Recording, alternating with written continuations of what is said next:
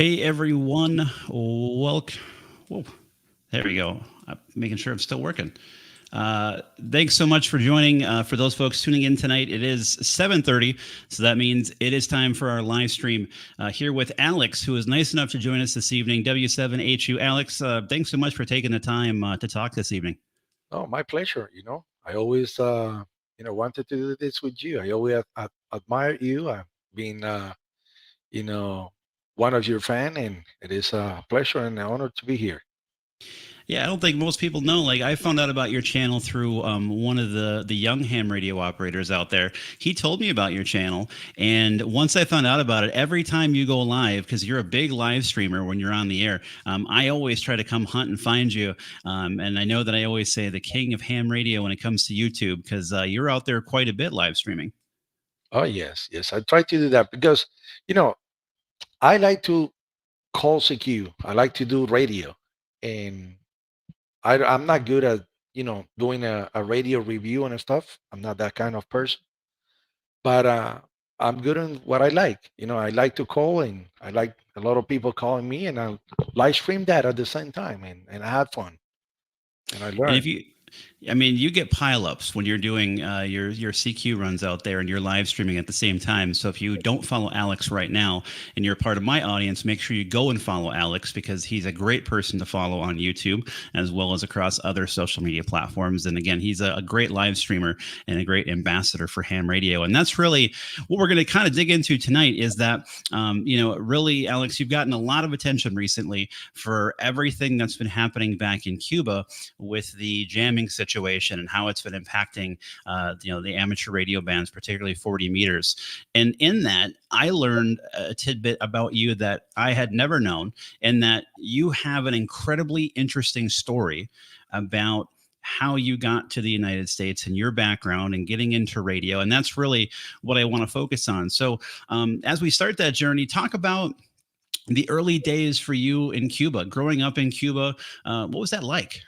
Oh well, for those that don't know Cuba, Cuba is a socialist or communist country. I was born in 1980. Imagine, on September of 1980. Actually, that was the same time there was a group of people that immigrate to the United States from El Mariel. They call him the Marielitos to those people who came here. So too bad that my mother and my father never came on one of those boats here to America, and then I was raised here in America. But anyway, I was born and raised right there, and I'll tell you how I became a ham radio operator, how I learned about the hobby, and how I got fascinated with the hobby. Well, I was walking down my neighborhood hunting lizards, and there was a house right on the corner that have this orange tree, and I saw those lizards, big lizards right there. So I went there to hunt them, but I heard a noise, a wee, wee, wee, wee, wee noise, and the house has a window that is wood that they open, and they put something to get that stuck in there, so you can see from the to the inside clear. So I saw that, and when I look at it, my mentor, Charlie Mexico 7, Oscar Charlie, Amaury Madrigal Vega, he looked at me and told me, "You like it? Come over." And I said, "What is that?" He said, "Come over." So I went inside of the house. I sit in front of the place. He was talking to somebody that was 3 kilometers from the place that we were. And I said, "Wow, 3 kilometers. Oh my goodness, that is amazing." And then I got fascinated. So he told me, "You want to talk to him?" I said, "Yes, yes." He gave me that huge microphone, who was actually made out of a telephone. Those plastic telephones. He got that Oh and yeah, yeah. push to talk there, and RFT capsule, RFT, and who was the telephone capsule, and piezoelectric, and if you talk too close, you're you got RF into your mouth, and then he told me, "Do you like to do something?" Yes, I imitate Eros Ramazzotti, who is an Italian singer. And he said, "You want to sing a song for him?" I said, "Yes." And I talked to the guy there. His name is Tati. and I started singing Fantastico Amore. So I was talking que fantastico el amor, blah blah. So 160 meter was very close to our local radio station. The local radio station of Radio Florida was in 1.480, 1,480 kilohertz. And you know when the 160 meters are. So the radio that he has was a homemade radio, like pretty much the majority of the ham radios in Cuba, they have homemade radios.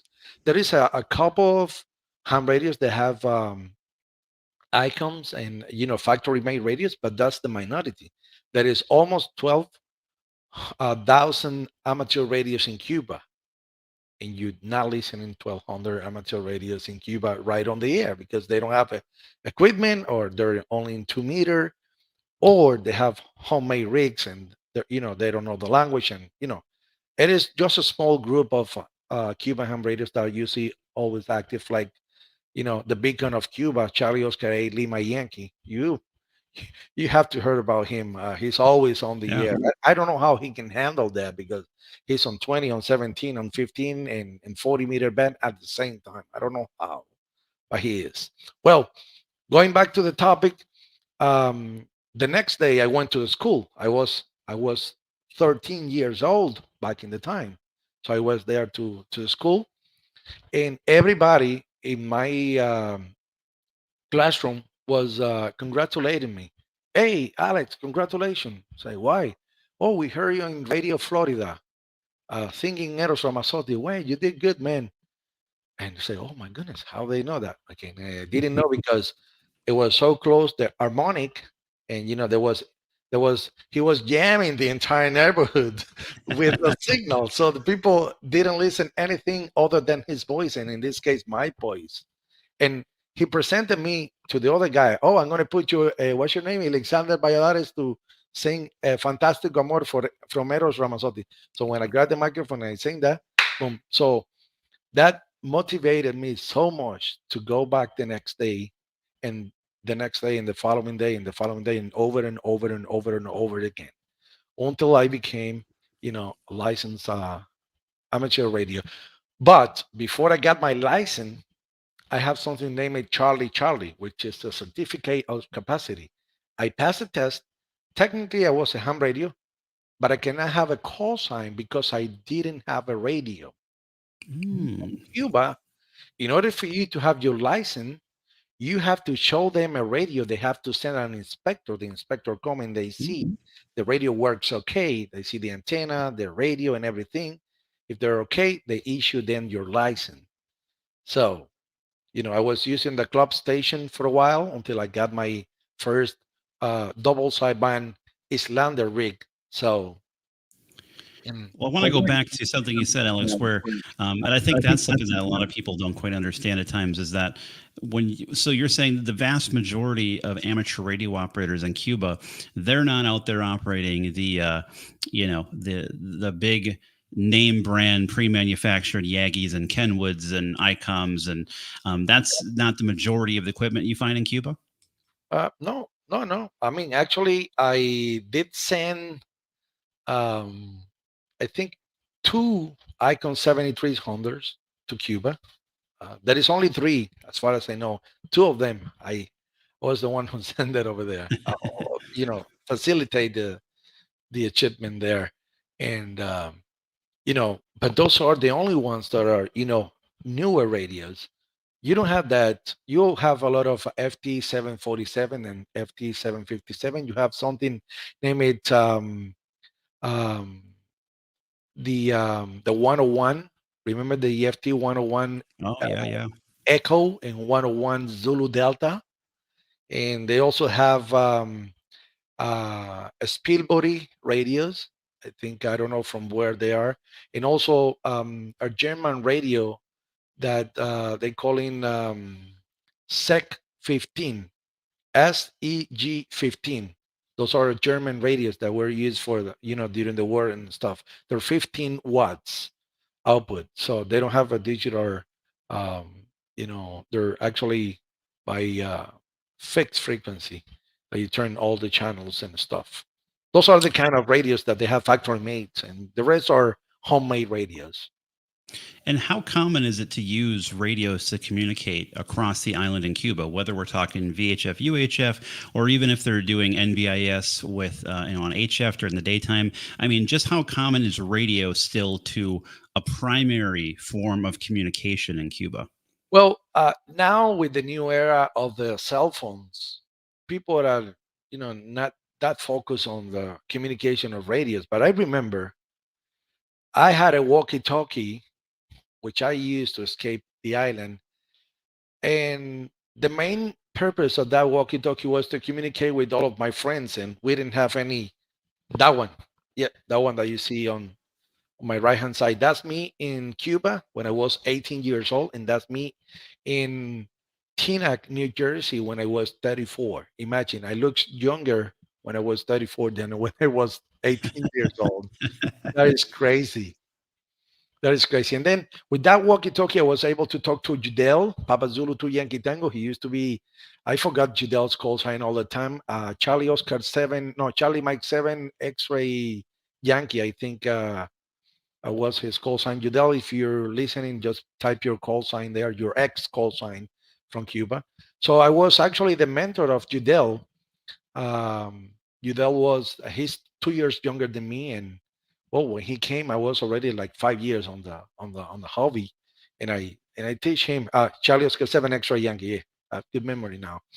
So, and I teach him, a lot of things, and I actually broke a couple of the roof tiles in his home, and his mother, she hated me so much, so much, you know. You're not living the ham life if you're not breaking a few roof tiles or shingles or something on any home. It doesn't Yeah, matter. he called me because I was skinny, and he told me, I want you to go and fix the antenna. And I was actually what I like to do, other than the DX, was fixing antenna and making homemade antennas. That's what I specialize on. And then I used to go to everywhere because I was the guy who climbed, the ladders and the towers and everything. Not anymore. Not anymore. After my accident, I can't. But yes, and then um, I was very active on ham radio. I have a double sideband. And I remember this thing. My good friend Pavel, Charlie Oscar 7 Whiskey Tango, um, we were in the same classroom at the pre-university, which is like high school here, but 10, 11, and 12th grade. Yep. We went on a countryside school. We call it IPUE, Instituto Politécnico, no, Instituto Preuniversitario en el Campo, which is a Cuban thing. So I was in a school that you go there for 15 days and then you take a break for 5 days and then you go back. So we got my radio to the school physics laboratory. We put it in there with the permission of the on the physical teacher and physics, and we put a 40-meter dipole on it, and we operate all the time from there. But it was this day that we forgot the key inside of the place, and we couldn't go in, and it was Friday. So the next Saturday morning, we say, "Oh my goodness!" And I told him, "Oh, we gotta do radio. How? Okay, hold on." I grab a piece of wood. I open the windows like this. I turn on the power supply on it. I grab the microphone, put it from the outside, and I move the dial with the wood piece of wood, and we were able to communicate. That's how crazy we were in Pabel. Charlie Oscar 7 Whiskey Tango can tell you about it. Yeah, that's an awesome story, and I think we all have that same drive to get on the radio, right? We want to be on it, and I think it's so fascinating that we're out hunting for lizards, and then you come across this operator who has this awesome station, and that you keep coming back to, and he kind of I said gets you into it. I mean, how were you? And this is just one example what you just shared. I mean, you must have been playing with radio, experimenting when you were, in your teens, messing around with all kinds of stuff. I mean, obviously, at 13 is when you first got kind of exposed to it. It sounds like, but it sounds like your passion for ham radio just grew, as you were going throughout your teenage years. Oh yes, for sure. And I actually make over 100 countries with that homemade radio. But I didn't send, I didn't have a QSL manager and anything, and I didn't send them to the ARL to confirm that and all this stuff. But the reason that I got that many QSOs and I learned how to do DX was because I always was listening for the, in my opinion, in my personal opinion, the best amateur radio operator in Cuba in their entire story or history was and is Charlie Oscar 6 X-ray November Able. He's now Echo America A X-ray November X-ray. He actually he inspired me to learn English when I was 14 years old. And it was this day that I was calling on the radio. CQ, CQ, Charlie Lima 7, Hotel Uniform, Q Reset, Q Reset. So I was pronouncing that incorrect. He called me over the air and he told me, Alex, do you have a telephone that I can call you? And I said, yes, Abel. This is the public telephone because I didn't have telephone in my house. There was one telephone, a public telephone on my neighborhood. So he told me, I'm going to call you in 30 minutes. So I left the radio and I run there and I wait. So the telephone ring and I was there and I talked to him. He told me, Alex, the way that you're talking over the air is wrong. You have to tell this and this and this, and you have to listen to this, and you'll see how you become more successful. And listen, listen, and listen. You can come and join me. I'm on Couple DXNet. You can come and join me, even if you're shy to say something. Just listen and see how you're gonna learn. And guess what? I learned from the best, and I wasn't, good as I would, but man, I learned a lot. And I think the ears that I have today, that I can get in a pilot a weak signal or strong signal, and go back and forth, is because he teach me that, and that's very important. And I think that's, Alex, one of the things that I like to see that still goes on in many areas of ham radio. But at the same time, there's so many areas where I get discouraged because we don't see that as much as I wish we would. Where like we need those Elmers, we need folks that pass on that knowledge, from one generation of operator to the next, and all those tricks and tips and things that we learn from the folks that have been on the radio for, in many cases, longer than I've been alive still on this earth, and they've been on the radio that long, and they have so much knowledge to share. So when you have somebody like that, like you did, I mean, it's like being granted the greatest gift you can possibly get. Uh-huh. And you know, um, and I learned in one day in 2002. There was another friend who lived in Texas, Alexis Lopez, and he told me, Alex, you know what? I wanted to get out of here, and I think we got to do something to go. I said, well, let's do something. Let's do a raft. Let's make a raft. And said, but you and me, we don't know anything about it. So we contact two friends, Javier, and he was very handy, doing things.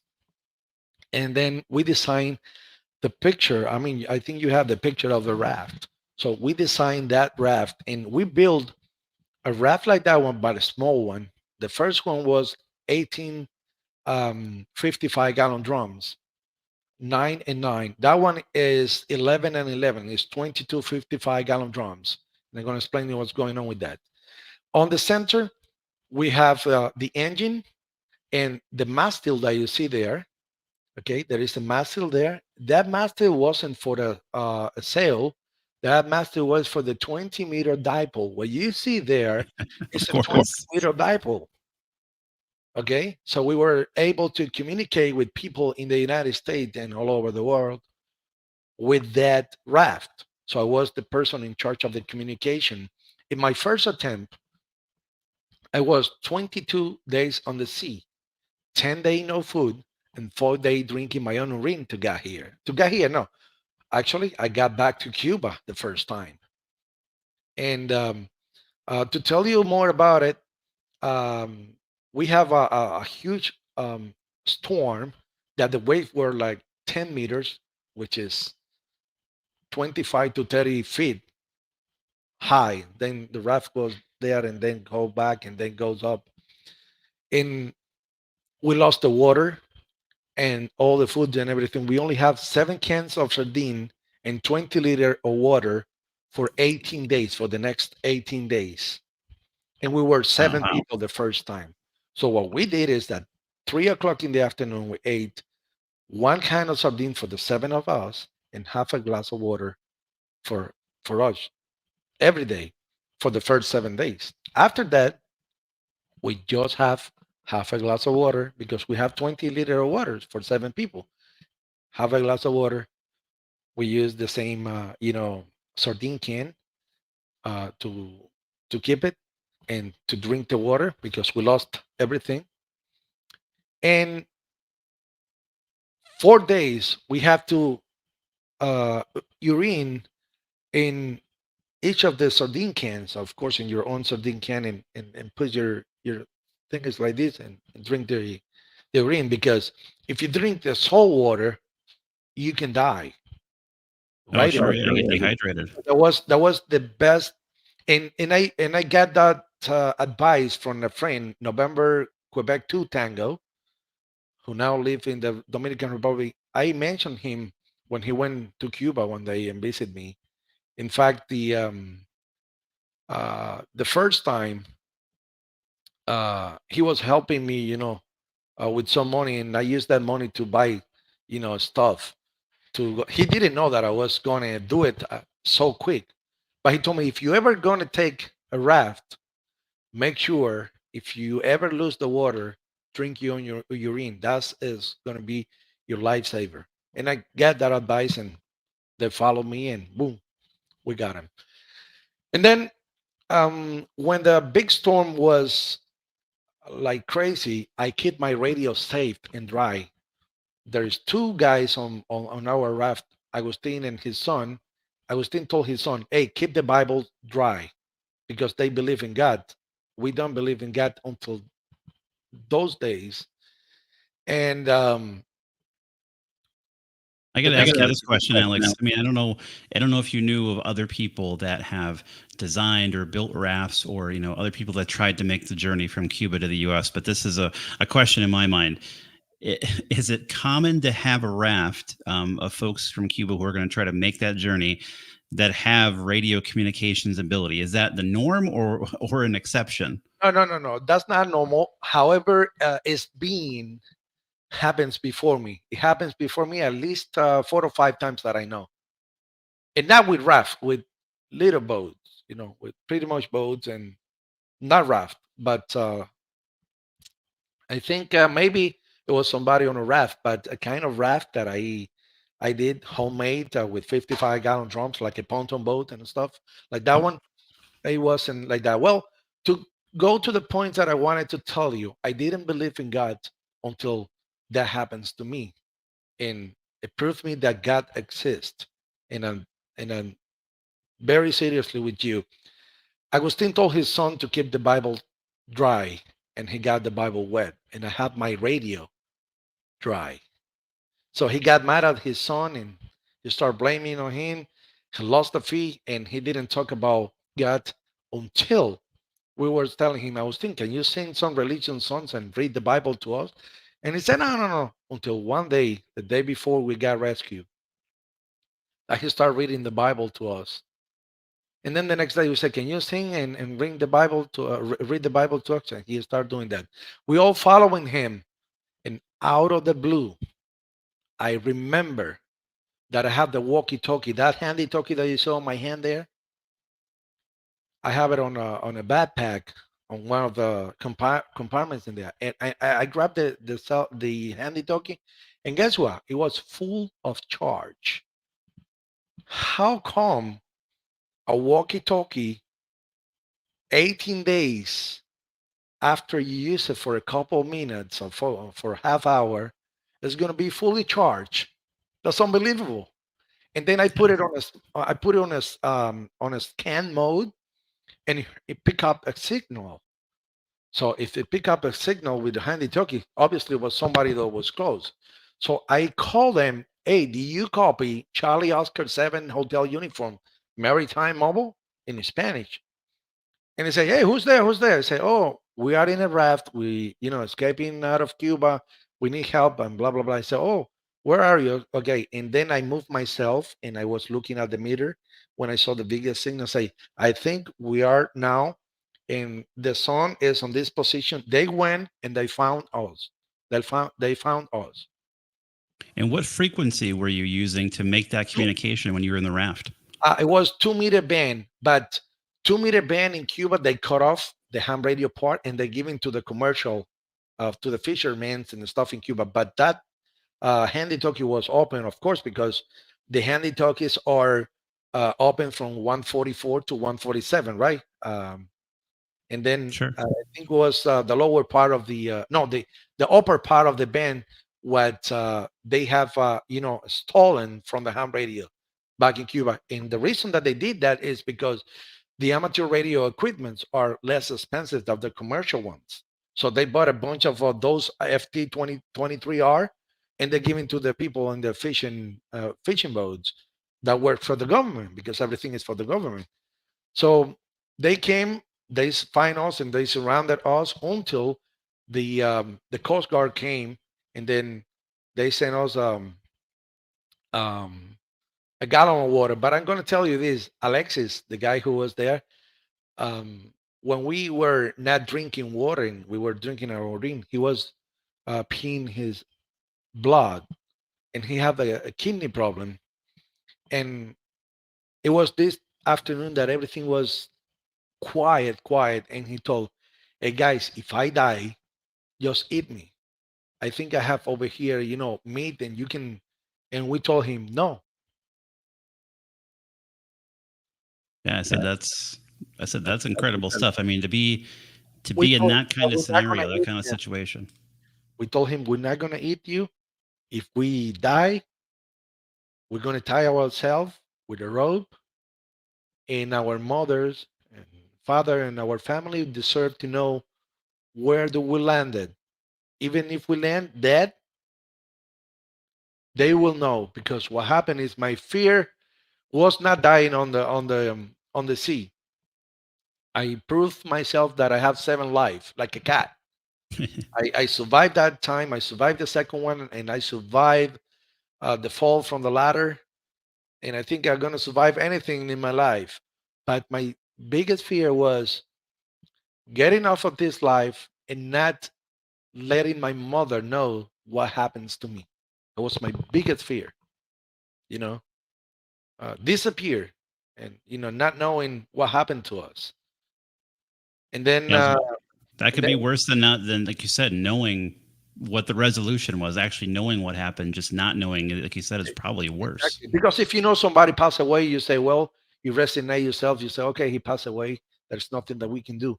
But not knowing he disappeared, and that's what make you, that's my that was my biggest fear. And then, um, we got rescued. The Coast Guard sent us a gallon of water, and Alexis was right in the on the front of the raft, and he grabbed that a gallon of water, and he was like this, and at the same time, I'm going to drink. And we say, "Chair, chair, chair." He was, "Chair, chair." And we were fighting, water, water, water. We were crazy. Well, we all drink that water. Ah, man, that was great. So after that, they got transport us to Younger Island, which is Nueva Gerona. Is an island in the south part of Cuba, which is part of Cuba. And they put us 7 IVs on it, and they sent us back to our hometown. And of course, we were, you know, escorted by the secret police. And when we get to the neighborhood, they say, "Oh, those are victims of the Cuban adjustment law," and blah blah blah, all the politics that they want to do. So this was just a refresh. So this is your first attempt, Yeah, and like I said, you obviously did make it, and the Coast Guard was able to basically then bring you back to Cuba. But this was your first attempt, not the second one. not the second one. That was the first attempt. Well, and then when I came back, I was no longer English teacher because they fired me from the school and I was no longer an English student or foreign language student. So I have to do something. So I was looking for jobs everywhere and they denied me the job. They say no, we're full. Even I know they need somebody there because I have a big target here, sir. You are a traitor. You try to escape. You know what I mean? The reason that they didn't put us in jail was because I have the radio. I was able to talk with the Cuban community here in Miami, and everybody was expecting what is going on with us, what was going to happen to us, you know. So they didn't do anything. And then at the end, at one point, I found a way that I can get a license to sell rice and beans, pretty much what I do now, but in a small scale. In front of my house, on the front porch, I was selling rice and beans and pork, and that's why I was, making a living. Then they were sending a lot of inspector to put me fines and stuff, and to make my life horrible. And then I decided to go to Havana, and I was actually uh, a shepherd of those little goats for 2 years until my friend Javier and in Alexi, they call me. We have the raft ready. Just uh, we need a communication. Say, oh, wait a second. They didn't confiscate my homemade radio, so I'm gonna Ooh, take it with me. Anyway, yeah. so we got the homemade radio the second time, and we went. I just went back to Florida, and we did the same thing. In that case, we have another walkie-talkie that wasn't the one that I had because that one I throw it away to the water. And we found two walkie-talkies, and we did the same thing. We went out and we escaped. And in that time, we took 13 days. And in the second time, we have a sail. You know, a sail. Because in the Yep. first time we didn't have a sail. We had the master, but we didn't have the sail. So we think about having the sail just in case the engine got broken or something. Well, guess what happened? The diesel engine have a return hose that you should put that back to the tank. Well, we didn't put that back to the tank, and all the excellent petroleum or diesel was going to the water, was throwing away. So we ate 120 gallons of diesel in 2 days. That was, time enough to be right on the international water by the currents, and whoop, the engine stopped, and I called Mayday on the 14300 net, and there was a guy there, Whiskey 3 ZU, Whiskey 3 Zulu United, Federico, who called the Coast Guard and everything. But before I contacted him, there was a super tanker who passed by and sent us a wood pallet with food, with Oh, wow. bread and also apples. That was the first time that I ate an apple in my life, right on the raft. I was a good beginner to be in America. So I ate my first apple in the water. And then um, I told Federico and the Coast Guard that this boat was passing by, and they contact them, and the boat they told them the position that we have when they throw us the pallet. So they calculate the current in the area, and then they say, well, we don't have somebody there, but we're going to advise the Mexican Coast Guard to go and rescue there. And that was what happened. The Mexican Coast Guard came and found us the next day, easy. Well, Alex, let me set the stage here. So when you were going and you realized that all of a sudden you're leaking fuel, you're not going to have enough to make it. So is that what sparked in your mind to say we need to get on the HF band and put out a call because now we're again floating? We probably aren't going to make it. We've got to try to call for help. Was it that moment when you realized that you were losing the fuel that you're like, I got to get on the radio? I think you were there looking. That's exactly what happened. That's I mean, exactly. and so how soon from the time that you first called on 14.300 on the maritime net did the tanker pass you? Was it around the same time? Was it hours, days later? Thank you. No, that was my son that I told him to close the door. That is cold in here. If I don't close that door, it will get so cold in here. Okay. Well, yeah, we saw the tanker the day before.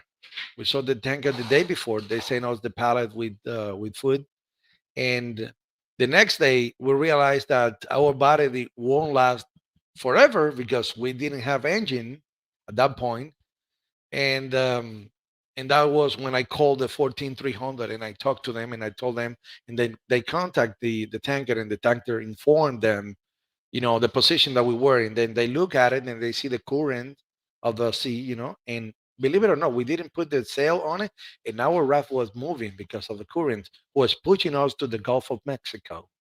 That's why we got very close to Isla Mujeres in Mexico.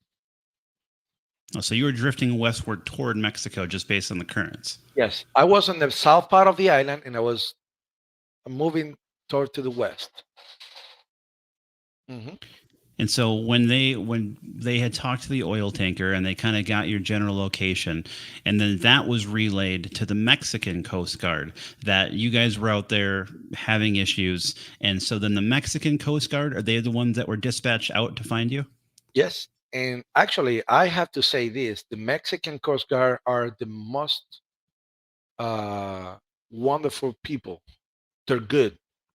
They're good people. They treat us as families. They actually give us food, clothes, and medical attention. Everything possible there. Everything that was possible, they actually gave it to us. And I'm very, very, in doubt. I mean, I owe them, a visit, but unfortunately, I don't know who they are. But if I can meet them, I will invite them to go to a dinner or something, because they did great to us. They did super great.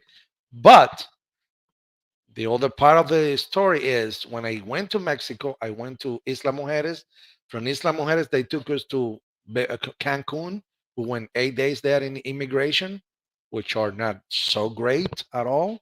And from there, they put us onto um, El Fortín de las Flores, no, Veracruz for another 8 days, and then from there to El Fortín de las Flores. We were in between 4 months in immigration until we find out that they're going to send us back to Cuba. That's why I actually asked them to give me a newspaper, and I went to the credit of the newspaper and I called the Mexican newspaper and I told them, "Hey, we are 66 Cuban rafting people here in El Fortín de las Flores, and we are in a hunger strike. We're not going to eat until we get our freedom. We don't want to go back to Cuba. We prefer to die here before we can go back to Cuba." And then the media start, covering us, and I became the leader of the 66 Cuban rafting people. And I think that was the first time that I was showing my face on camera and stuff. I have picture here to prove. Actually, it is so funny that when I crossed the border, the guys from immigration. Okay, I wanted to share this picture with you. This guy here, his name is Amauri. Oh no, no, this one here, that's his son Amaurito. He was the one who told me come over and he teach me how was the ham radio um, back in Cuba. Nice. And then that is a picture of me right here. You see how skinny I was? That's my A friend. strapping young lad there, Yeah, Alex. A that's strapping young lad. my friend Amauri, and these two, Charlie Oscar A. Sugar Whiskey, Jose from Santiago of Cuba. And this was when I came to the United States. This one here, the skinny one right there, and the old man that you see there is Manolo, Manolito from Houston, Manuel Dorta. Um, he just died 1 month ago. I always call him and his wife because in this life you have to be, you have to appreciate what the people uh, do for you. And I think I have a responsibility to call him pretty much every month or every time that I can, and he was very happy for that. So To show you another picture, that was me back in Mexico. You see, that's me. This gentleman here is Agustin, the guy who actually lost the fee and the one who read the Bible for us. And this Oh, one yep. here is Alexis behind me. That's Alexis. Okay, so we were right there. I have a bunch of newspaper that, and I tell you what, they wanted to send us back, and they sent us to Mexico DF. And when we get there, 16 of the Cuban rafting guys, they were deported, and we got 50 people. We take our clothes, we got naked, and we sit in the floor of the bus, and we said we're not going to Cuba. Kill us here because we're not going. Well, they put us on immigration there for 1 month, and after 1 month, there was a fight on the other side of immigration, and we broke the door of immigration. We jumped the fence. We got into a military base right there. There was 4 or 5 guys who got couched, and then we actually escaped out of the military base there in um, Iztapalapa, Mexico, DF. And then Wow. we went to a nightclub. We drink a beer, and we asked for a taxi. And I told the taxi, "Hey, do you have a hotel here? The one that is near the police. What is the name of the hotel? Oh, Metro Revolucion. Yes, yes, that's the place. Can you take us there to a hotel? Oh, yeah, sure." And he drove, and we actually booked a hotel in front of the PGR, which is the National Police there. So they're going to look us outside of there, not in front of them. Oh, yeah, sure. That was Hiding me. in plain sight. Yeah, there was me and Uncle Miguel, who was the uncle of Alexi. But when we escaped, me and him, we got together. Somehow, when we escaped, we never get lost, and we kept our trip together. And then after that, I have a like a relationship with one Mexican girl over the cell phone because when I went to Mexico to Veracruz, I bought a cell phone because a friend of mine from New York sent me $500 to Mexico, and the lady from the nurse from the immigration, she collect the money. She get $20, and I told her to bring me a cell phone, put credit on it, and bring me the rest of the stuff that I need and some cash. That's why I have some cash to do that. And it was a ham radio operator also who sent me that money.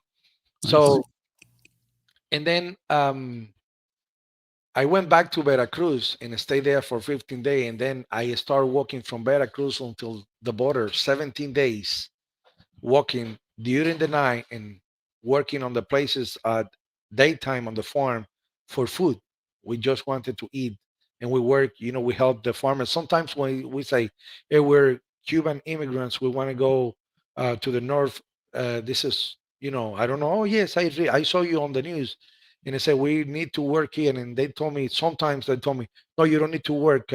Eat whatever you want." And they gave me food and a bed to sleep and stuff. They were good people. The Mexican people are good people. The Mexican authorities are not good people.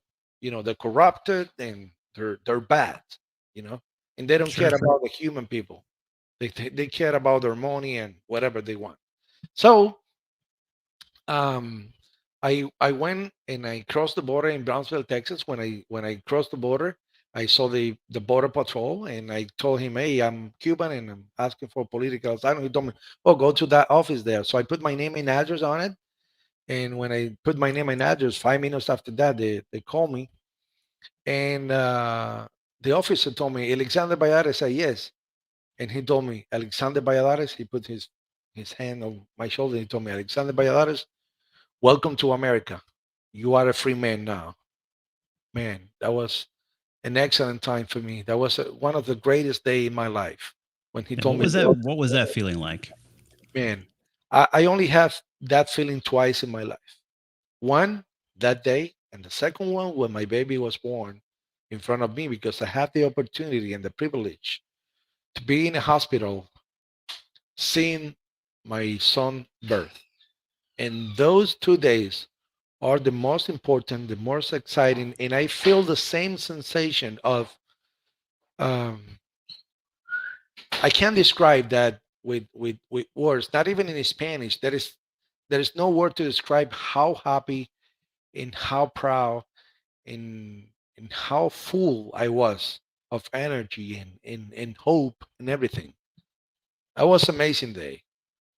Like I said, I can't even fathom it because, like I said, I can hear your story, I can listen to your story, but it's difficult to put myself in your shoes because I said, the things that you are facing, and of course, other folks in Cuba have faced. It's like it's to hear the journey that you made, and I said the multiple attempts, and then what you went through in Mexico, and then migrating north and getting to the border, and like you said, looking for asylum, like I said, like that's just not my experience, of course. So it's hard for me to relate. And like I said, the best way to describe it is like I can't even imagine because it's such an uphill battle. It's such an insurmountable mountain to climb, but you did it.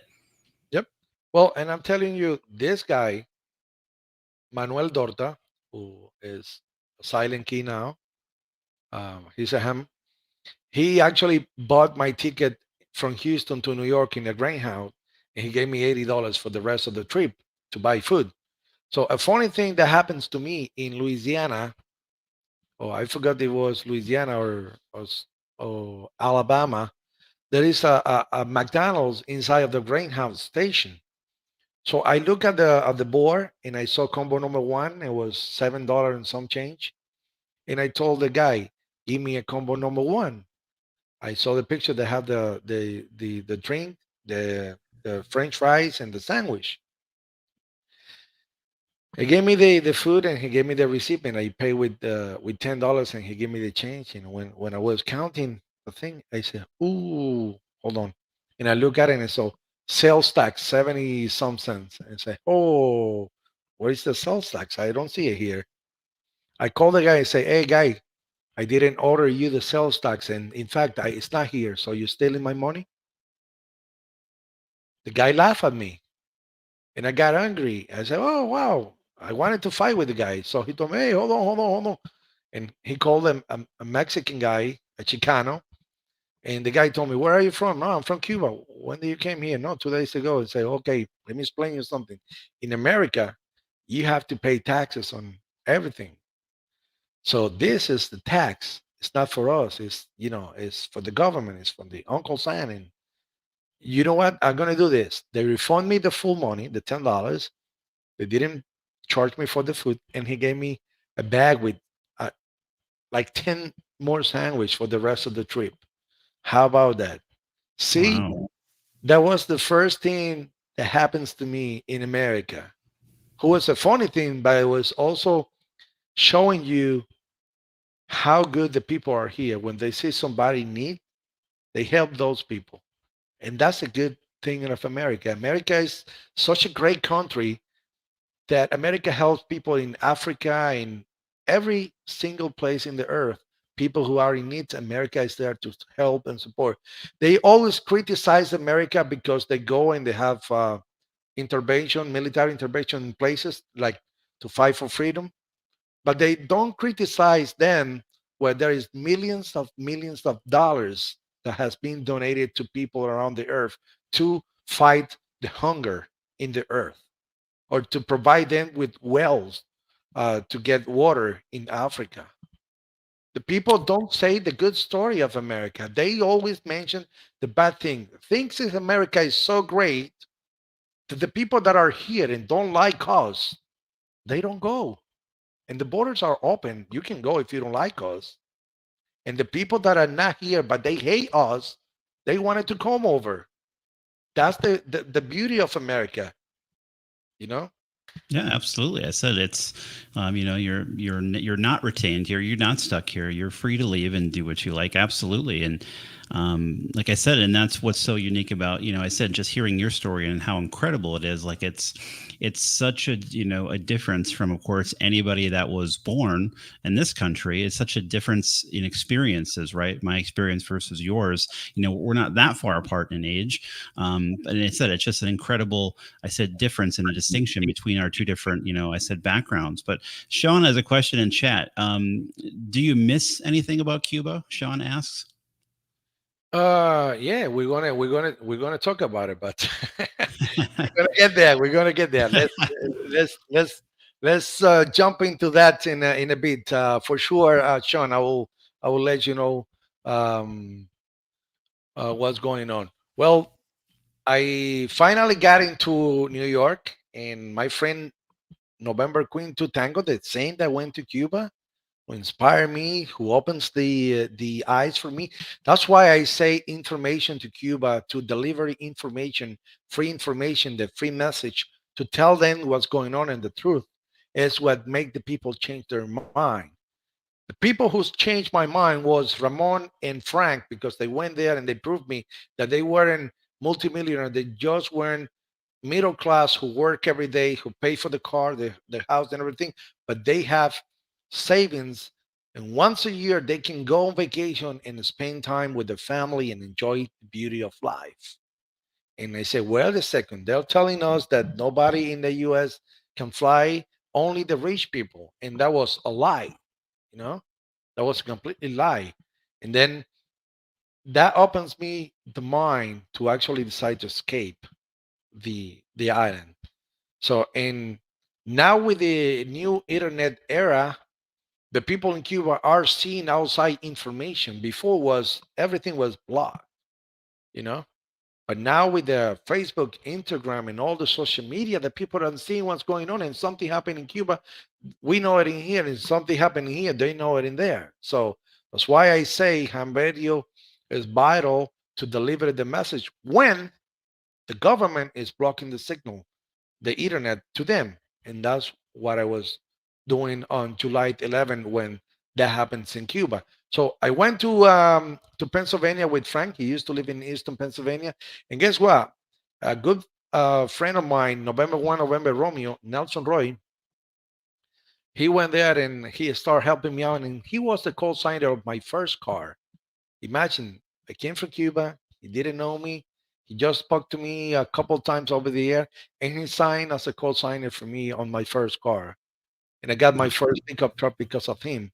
Not only that, he gave me $1,500 for deposit on that, and I was, oh my goodness, what is this? And then when I went there to pay him, when I start working, and I make money enough to pay him those $1,500, you know what he said? What do you say? Just the action to come here and pay me that back pays that off. Use that money to pay off your car. I don't need the money. I have plenty of money, but your action just earned you those $1,500 back. Don't pay me. Pay him back to the car. Wow. Imagine that. And I was ready to pay for it. I was Yeah. there with a check to give you. No, no, no, no. I don't need that. You already pay me with your action. That's Well, more than enough. I know we're still going down this path, Alex, but I said what sticks out to me is everywhere along this journey throughout what you've been sharing in the last hour or so has been everything is so linked to ham radio. Radio. Yes. It's such a thread to your entire story, and I think that's it can't be overstated in this because, and I think you tell me if this is true. I believe I've heard you say this before. If it wasn't for ham radio, I said I said may not be alive, may not be where you are today. Like ham radio literally was a major influence in your life. Maybe if I wasn't the ham radio, wouldn't be here today. Maybe I was in Cuba right now, bolder than now, older than now, with 5 kids, and maybe I was protesting now in Cuba. Because Yep. ham radio changed my life in such a big way that I never imagined that I will make my living because of a ham radio. I'll tell you this: see if ham radio is related to my life. When I moved to Pennsylvania, Nelson helped me out with that. I was working on a place, and I was also doing a delivery pizza on a pizzeria. And I got the 2 meter band, and I was contacting somebody. November 3 Tango X-ray, Mr. Jose Torres from Philadelphia. Now he's in South Carolina. This gentleman contacted me in 1995 and sent to me his QSL card to Cuba. In one opportunity that somebody came from Cuba, my mother sent me a group of QSL car, including his QSL car. So when I talked to him over the 2 meter repeater, I told him, Jose, we spoke before 1995, and see what I have. I sent a picture of the QSL car, his QSL car. Wow, He that's cried. awesome. He came to my home from Philadelphia to Carasaqua, Pennsylvania, just to see the QSL car in person. I gave it to him as a gift. And he told me, Alex, you know what? I know you're doing pizza delivery, but I think you will be a good salesman. Go to Secaucus, New Jersey, talk to Rudy Balseiro and tell him that I sent you and interview you for a salesman position. And guess what? I went there and I got the job thanks to a ham radio operator who was talking to me back in 1995. How about that? And That's then just I incredible. began my career as salesman in Goya until 2014 that I decided to move down here. And then over here, I changed company. I'm working for Trujillo and Son, but I'm making every year better than the other one. And I have to thanks that to Mr. Jose, November 3 Tango X-Ray, and the amateur radio thing, you I know. said that's just the incredible thread to it, Alex. Like I said, it's all back to And ham in radio and what it's done. Pennsylvania, I left good friends like November Lima 7 X-Ray Mike, Mr. Peter Baroni. It's a good friend of mine. I know his family and everything. I had good friends there. And man, life is good. Amateur radio life is good. And I think people probably saw the video that I put out. Of course, my followers here watching this tonight, and if you haven't, it's on my YouTube channel. Make sure you check out Alex's as well. He's got his, video up there about the Cuban jamming. You know, like I said, I knew just from the little bit that we've interacted, Alex, on the radio, and I said watching some of your content is that when you started making that content about the Cuban jamming that's been happening in recent weeks, like I said, it was similar. It was a feeling. It was an internal thing for me where, like I said, I mean, we're not good friends. We don't know each other very well. But again, I feel like you're such a great ambassador for ham radio. I said you just are so genuine that I was like, I know this is really important to Alex, so I need to do what I can to help. Hence why I put out that video. And I said that's another connection on the ham radio front as how we kind of rally around and talk about things as a community. And like I said, every different part of your life, all the way from when you're back in Cuba to now, there's this common thread of ham radio, and it's just really really incredible. Oh yes, yes, for sure. And then, um, you know, escaping a big part of my life here in the U.S. and coming to the July 11. I woke up on July 11 last month, and I started seeing all the videos coming from Havana, from Camagüey, from the town that I was born in, Florida City, Cuba, from Guantanamo, from all over the island. And out of the blue, boom, they stopped coming in because the government of Cuba cut off the internet. In this case, I learned from a friend of mine that they didn't cut off the internet. What they did is they changed the DNS, and by default, people can have access to the internet. And then couple days after that, or the second days after that, people realize if they use the VPN, they can squeeze on it and then send the information. That's why you still seeing people connected and getting into it, and they put it in net sometime, and there is a problem to they cut them off again because the people still protesting in the streets of the island right now, and they're not demanding food and vaccine because I heard some news that says, "Oh, they're demanding food and vaccine," and I think President Biden was telling the same thing. No, we need to send them um, um, money, and that's not the case. The people of Cuba, they don't want money, they don't want vaccine, they don't want food, they want freedom. If you see every single video there, what they say is, we want freedom. That's what they want, freedom. And that's why when I saw that there was an outage of internet, I went to the first social media, which is the ham radio. So I talked to them, and there was a couple of them that were there. Two brave guys came and say they are agree with me. They tired of the socialism and stuff like that. There were another guy. who actually was defending the revolution, Charlie Oscar II, Bravo Victor. Uh, and, he was jamming us as well. He was the first who started jamming. You can see it on the live stream. And then after we were fighting with the guys, telling them what was going on, that it was a huge rebellion around the island and stuff. I took a shower. When I came back, boom, it was this jamming signal on the frequency that we were in 7130. And I told Whiskey Bravo 4 Charlie Lima, who was the person who actually was there with me, hey, let's go to 7170. Couple case it up. We went there. 5 minutes after we were talking, boom, the jamming signal was there. So it was on. It remains on 130 and then starting 170. And I said, well, okay, they're jamming because they don't want us to talk. Well, tomorrow there will be no jamming signal. When I wake up the next day and I turn on the radios, boom, 130, big jamming signal. 170, big jamming signal. Oh my goodness. I said, well, we have to talk in 140. So we went to 140 the next day and talking and telling the Cuban people what was going on. They put another jamming signal there and all the way to 7 frequencies. And what happened is the jamming signal may be not affecting a guy in Colorado or a guy in Utah or you, but it affecting the Cuban people. Imagine that in your neighborhood there is an station that put out 15 kilowatts on the the rhombical antenna, the one that we call in the umbrella antenna. Do you have a picture of it? Yeah, sure, I can bring that up. Yep. And that way the people can see, what's going on.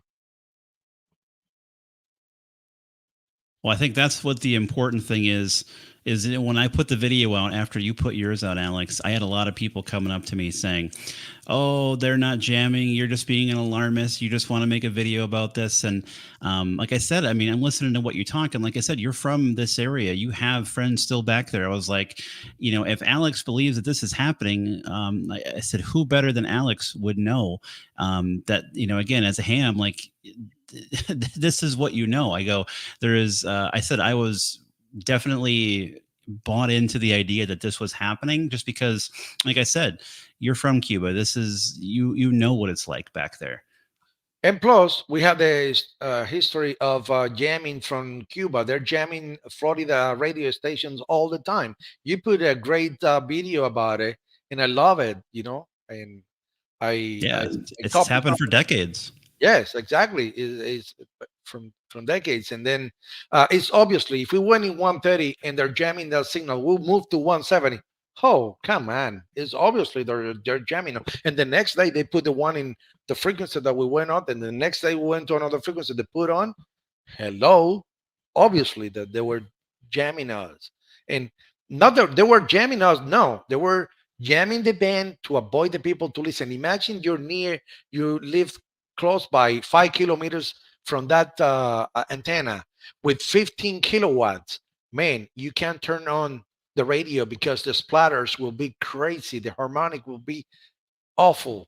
You can't talk clear. And this kind of signal coming from this massive, I said antenna, this is something that is taking out. Is it the majority, all of, or most of what is the phone portion of 40 meters in Cuba? Is that right?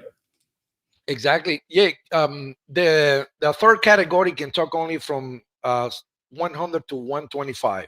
So they put one in 115 and it covers all the way to 100, and they put another one 130 and who covers all the way to to 115. That's it. They're cleared that out, and usually the people from Miami talk to them between 125 and 175. Those are the frequency that we used to talk to them, and then they put it in, and that's it.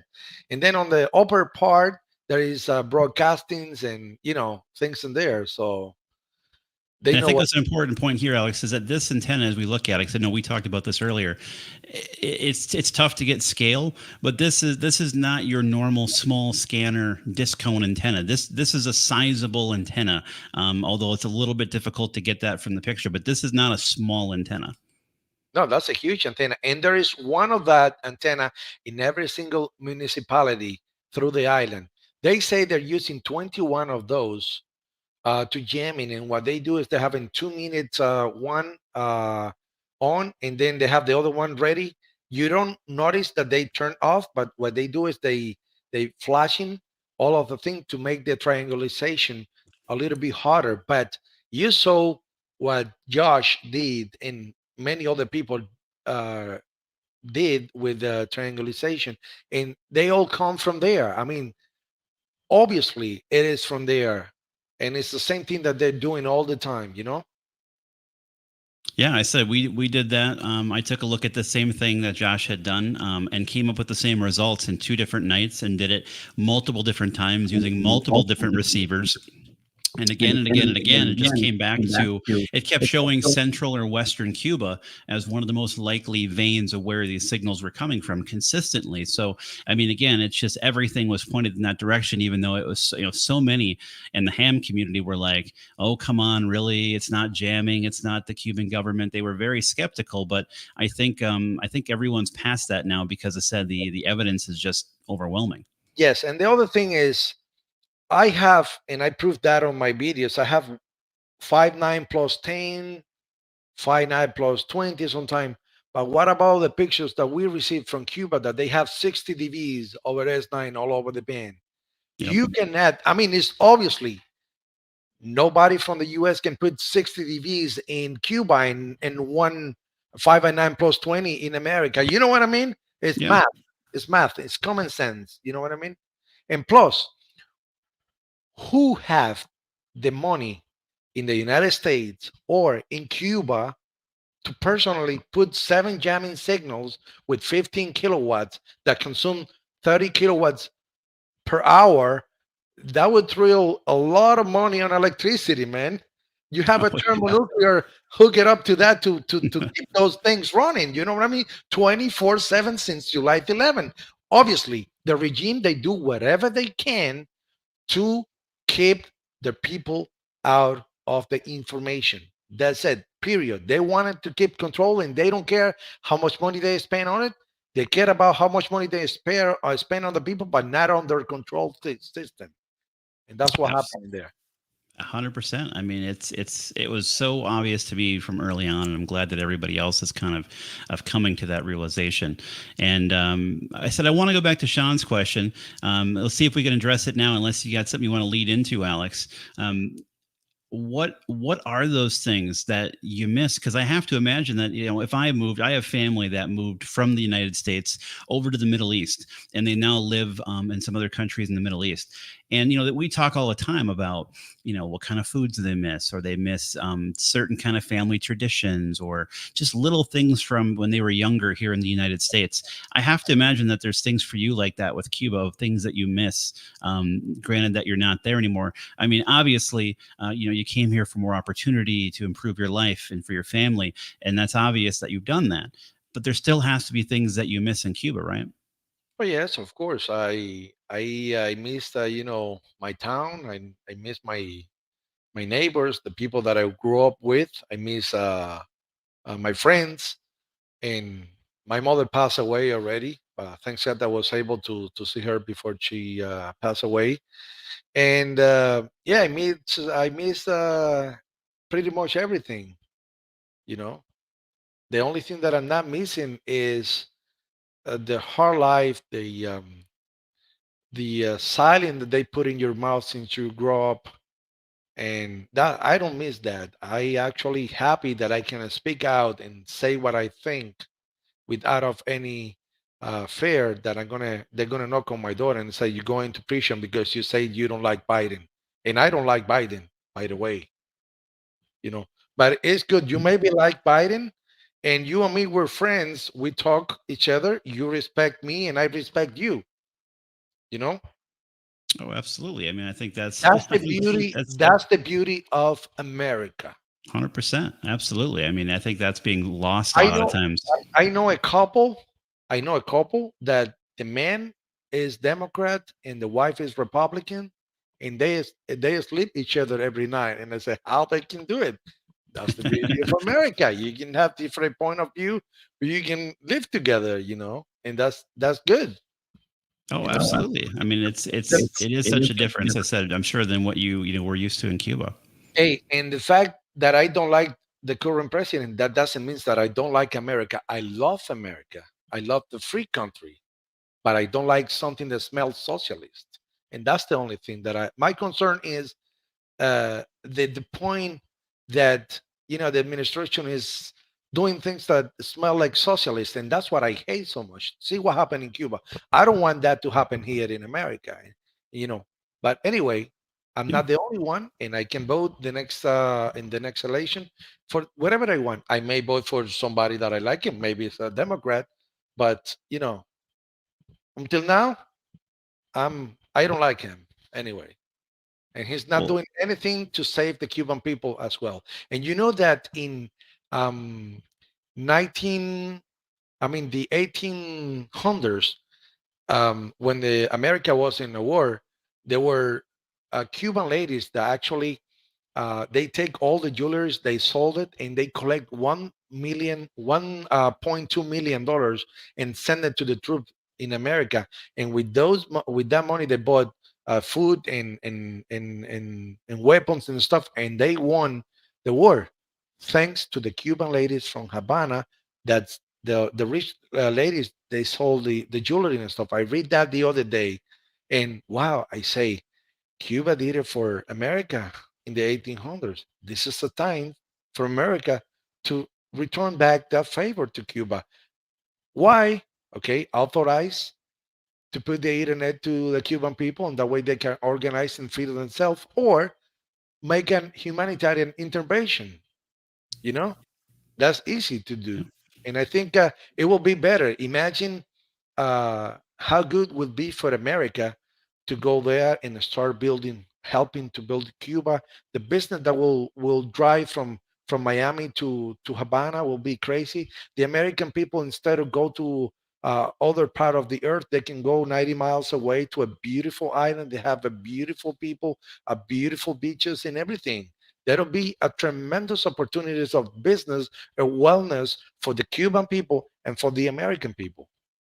And I had friends, when relations had kind of normalized a little bit under the Obama administration, and things were, flights were going back to Cuba, from the U.S. for the first time, and tourism picked up in Cuba with U.S. tourists. I wanted to go. I had friends that went, because you heard nothing but great things about the people of Cuba, the culture, and just how it's, like I said, it's just such a welcoming, warm place of the people that are there, and it's just a fantastic culture in Cuba among the people that are there.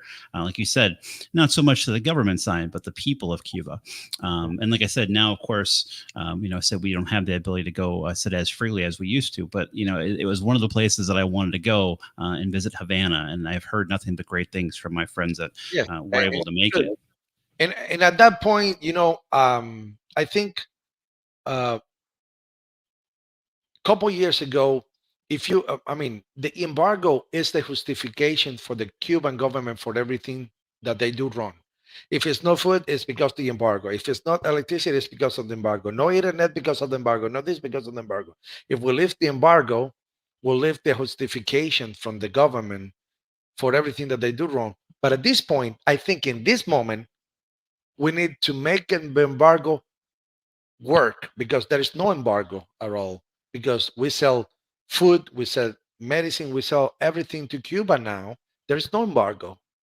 In fact, they need to put a pressure into the regime, and that way the people of Cuba will go out to the street even more, and they will freedom their self there without of us sending our troops there. And I think that what's fascinating about this story, from the radio standpoint, is I said, just again, hearing your story, how you got to the United States, what you are continuing to do to try to, like you said, inspire people in Cuba to get them information, to use the means that you have necessary using ham radio to let them know what's going on. That I said that they can aspire, I said, to a better life. And I think some people, when they saw the title of our chat tonight, and thanks so much again for taking the time, Alex. I know that you're super busy, so I appreciate your time.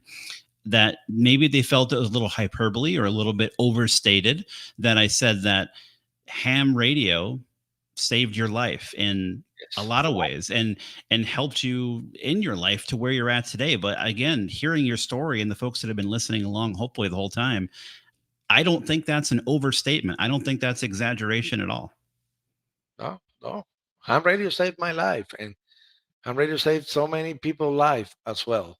You know, I and mean, do it's you ever part of think my like life. but does that thought ever come to your mind about what your life would be like if you never, while hunting lizards, saw that operator with the radio there? Like, just what a different track you may be on. Does that cross your mind?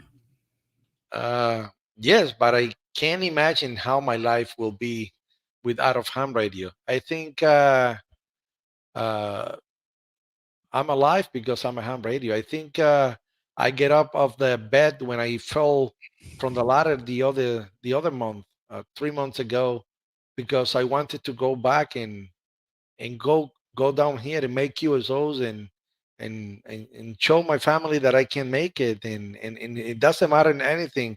I'm still alive, and one of the main reasons for me to recover it fast was first take care of my family, which is number one, my wife Ali and my son Alexander Jr. And the third time, and after my immediate family, what make me inspire to calm down is ham radio. You know how many postcard of get well I've received?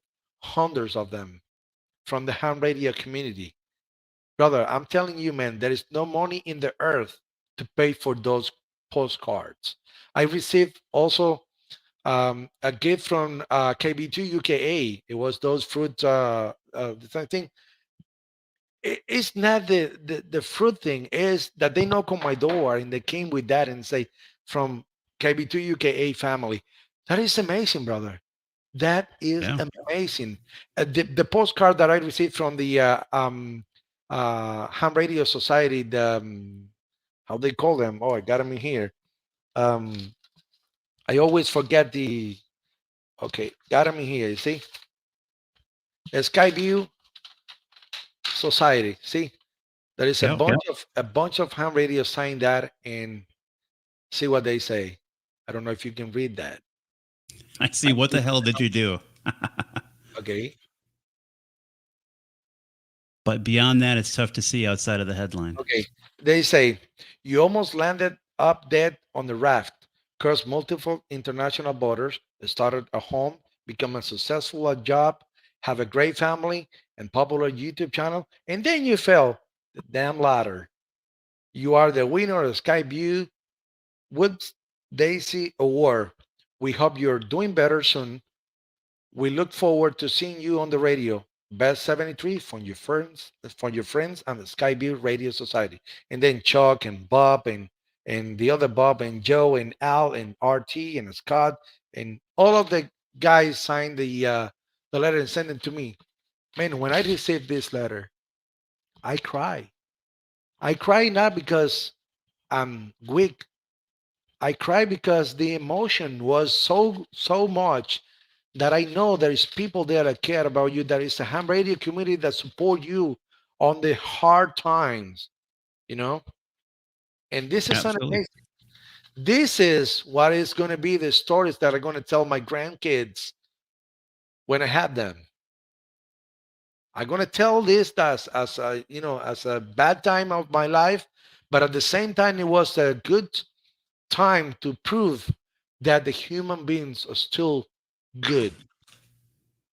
You know. Absolutely. I mean, you've had such an interface with ham radio and what role it's played in your life. It's just been incredible. And I said mine doesn't even compare to all the different positivity that you can pull from your ham radio thread.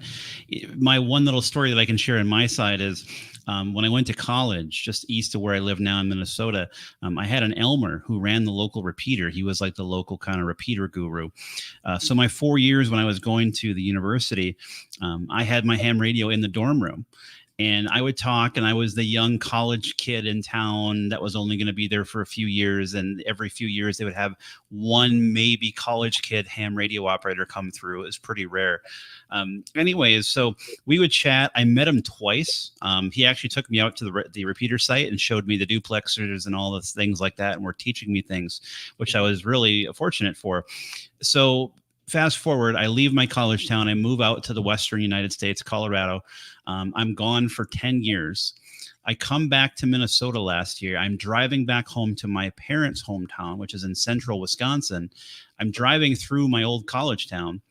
I have a different call sign, but I have the same suffix because my call sign originally was KC9LWC. And now, of course, it's K0LWC that I got in Colorado. Mhm. So I'm coming through town. I get on the repeater for old time's sake, and I throw out my call sign, K0LWC. He hears my voice and he remembers my suffix and he goes, "Oh, hey, Matt, this is 10 years Wow. later of zero communication with him. And he remembers me just like it's yesterday. And he's like, "Oh, how you doing?" And he's a farmer in Western Wisconsin. And I couldn't believe it. I couldn't even remember his call sign barely. But that's the kind of people that have this hobby. And I just pulled this right here. We all have, a plethora of these. This is a QSL card I got, and I actually have another better example. But when you take a look at, it's not a normal card, right? If I take a look at one that looks like this is what we normally get, right? Just a basic QSL card, and that's fine. But you get ones like this where they take the time to write you a short letter, right? And I have ones where they've written me like full on letters on full pieces of paper and send them along. And they want to, they read your QRZ bio. They want to latch on to something they read and tell you a story, or there's a connection. They went to the same school you went to, or whatever it is. It's these kinds of connections and this really cool stuff. These are the things that I'll hold on to your point, Alex, that Yep. I'll share with my son, who's 1 year old right now, and he loves to be in the shack on the radio. He's a big fan of the radio. He's already operating with me at 1 year old. But these are the things that when I'm 70, 80 years old, that I'll show him and tell him these stories. And I think that's what makes ham radio such a great hobby, because while, again, I wish I could say it was all flowers and rose petals in ham radio, again, I think there's lots of room for improvement in what we can do as a hobby, but there's still also a really solid group in the ham radio community that are just there to help and that want to help the rest of the folks who are also operators, whether, like you said, in your case, it's that are in, a financial hardship, they're having a tough time just emotionally, maybe you're out of work, maybe you're, I said, like you said, you get injured, whatever it might be, or maybe just make you a better operator by helping to teach you a new skill. I think that's what makes our community and what we do as ham radio operators unique compared to almost any other hobby that I can think of. Yep. Yep. I know, and I'm agree. Um, see what's going on with Papa Phil. We did a tremendous job with Papa Phil, and there was hundreds of people who volunteered their time to participate on the special event, and that's what made me a proud ham radio operator. Papa Phil got his kidney, and he's happy, and that's great. He made me happy as well, and that's great. I mean, that's one of the examples that the ham radio community is such a great community, you know, and yeah, that's what we are. We are here to help the people and enjoy the radio, you know. Yeah, I said there's nothing quite like it, and that's why I said I was happy and proud to support you and trying to help to get the word out. Where like like we talked before we started the stream, and I just popped the camera on and sat down and just started winging it because I knew it was super important to you. So I said I'm proud that I was able to help you out in that moment and look for more opportunities to try to help you. I said when you need help. I didn't know that you were injured. Now that I know that you took a fall, well, I should have sent you something now that I know that, Alex. You But didn't know that? Oh I my didn't know goodness! that. Oh my goodness! That was a big news. I was gonna say. I mean, I Yeah, I assume that fall. I I don't know probably if should have been listening to your live streams. I fall from the ladder on the second floor high, and I broke 5 ribs and a vertebra.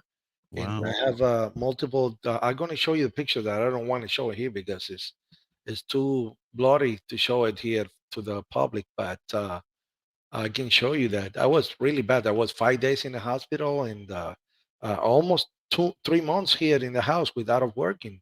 That's why you saw me doing my live stream earlier. Yeah, I said, well, I mean, Yeah. if you're at home recovering, yeah, you got a lot of live stream radio time. Yeah. I guess that's the benefit of being in that unfortunate situation. Yep. But I have a lot of support from Todd Kilo Yankee Ford Tango Golf. He also actually I wanted to mention that Marcus Kilo Four Victor Bravo Bravo. He also participated on the special event Whiskey for Cuba. He was one of the operators. He did a tremendous job, as well as Todd, Kilo Yankee 4 Tango Golf, as well as Bob, November Quebec 3 United, and Kilo Zero Romeo, Romeo India Charlie, Richard, and Kilo Papa 4 Puerto Rico, Papa Romeo, Jose from Puerto Rico. He was also working. Those people are not Cuban, and they volunteered their time to help us to raise awareness about the humanitarian situation that we have now in Cuba. So I always be in depth with them because they did what you did in your video. That I love it, and I share with everybody in my, you know, um, social media and stuff. So that's good. That's what ham radio is all about. It. All right, brother. Abs- I think All right.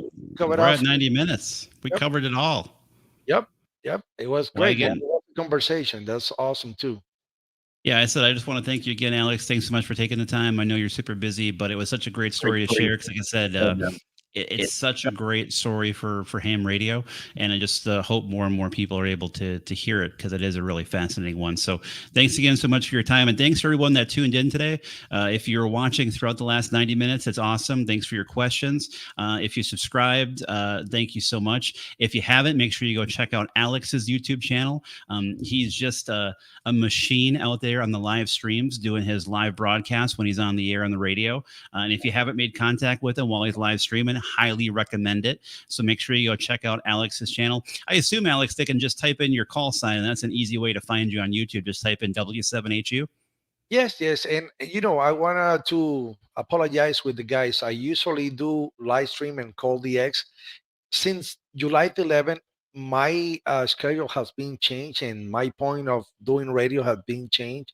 I'm more Sure. focused on helping the Cuban people, the Cuban ham radio to get the information. That's why you see me talking a lot of, time in Spanish.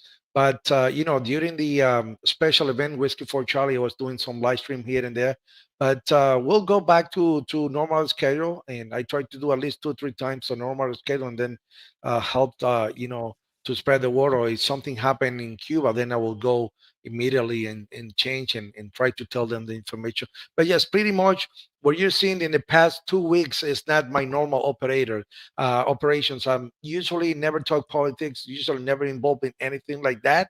But this is something that I have to be involved because it's my people, the Cuban people, and if the people in Cuba are protesting and are climbing for freedom and they're living in a communism, me that I live in the best country in the earth, when I have freedom of speech, I think I have to step up and help them and say whatever I can to help them. So thank you so much. Have a good evening, and 73 to all of you. My Yep. pleasure. Thanks again so much, Alex, and thanks for everybody tuning in. And we'll catch you again next time. Thank you. Bye bye.